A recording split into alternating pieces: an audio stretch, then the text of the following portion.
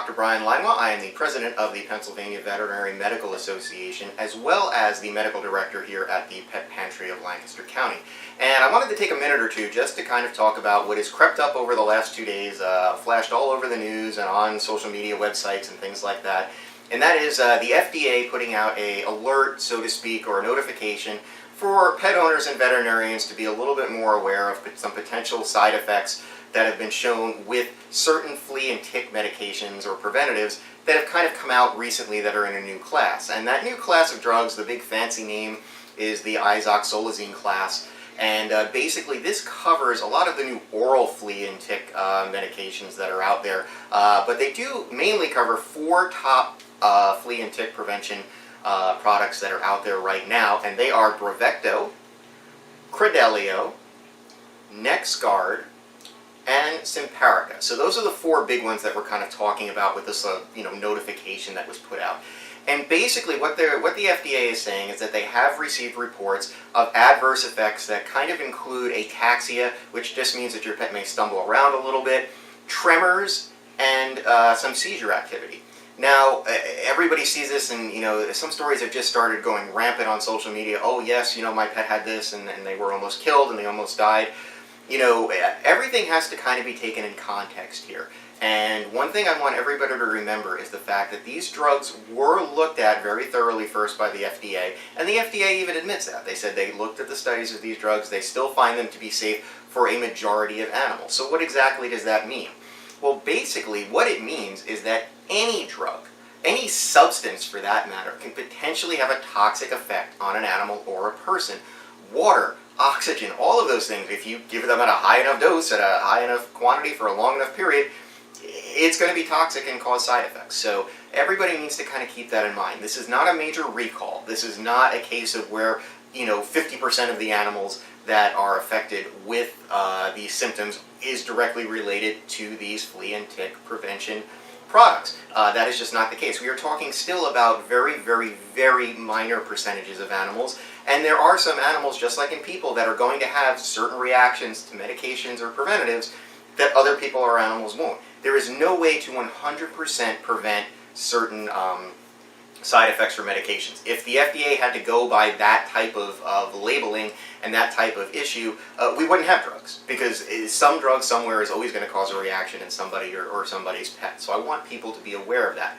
I also want people to understand that these things that come with all of your flea and tick preventatives and things like that, these inserts, read them. Make sure you understand what's going on, and make sure you understand the medical history and anything that your pet may have gone through or is suffering from before potentially putting them on one of these medications.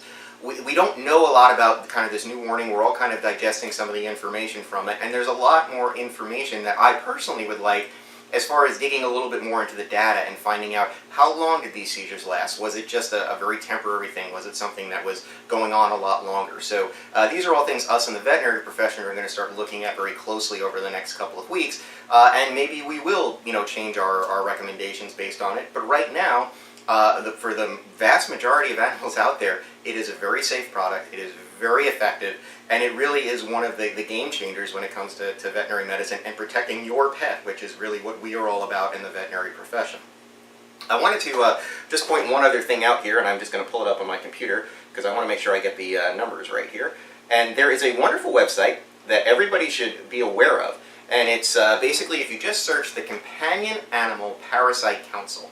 Again, that's the Companion Animal Parasite Council. They have an amazing website that gives you just some amazing data that's out there that shows you how prevalent some of the diseases that fleas and ticks spread are in the pet population. And I'm going to give you an example. Just in Pennsylvania in 2018 alone, the prevalence or the incidence of Lyme disease in pets that have been tested is almost 13%. That is 1 out of every 8 dogs that has been tested has come back positive for Lyme disease. Now, if you look at that number, and then you look at the issue as far as potential side effects and what's being shown in this alert, I can guarantee you're talking about less than a 1% issue of some of these side effects that are occurring, because there have been millions of doses of these products that have been given out. So please check out that website. It really does kind of put things in perspective, I think, that a lot of these diseases that we had a lot of trouble treating, such as Lyme disease, ehrlichiosis, anaplasma, Bartonella in cats, which is spread from fleas, tapeworm issues in cats and dogs that are spread from fleas. All of these were very difficult and fatal to some animals before some of these products came on the market. So please be aware that, we are not, as veterinarians, intentionally trying to sell you something that is going to be harmful to your pet.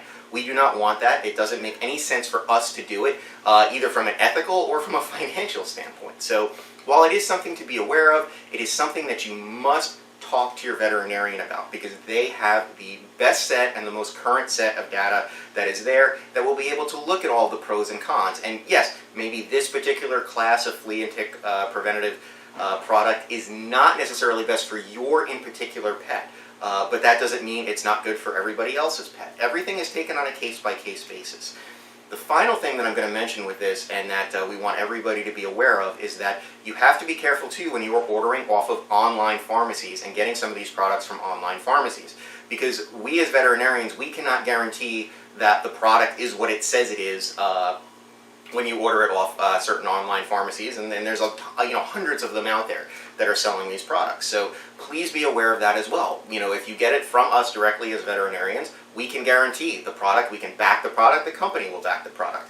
Veterinarians, a lot of times we cannot back a product that we do not have our physical hands on. So please just take that into account if you are going to be ordering these things from an online pharmacy. And again, if you have any questions about any of this that has gone out, again, the media is a very powerful tool for good and for bad. And I think everybody would agree with that. And there's been a little bit of hysteria that's kind of crept up with all of this. So we want to make sure that everybody is aware and has the best facts. And the only way to do that is to talk to your local veterinarian.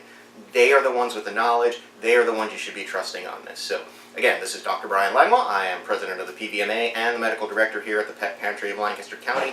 Feel free to reach out to any of us at PVMA or your local veterinarian for more information on this. And if things happen to change in the next little bit, where we start seeing different things with data,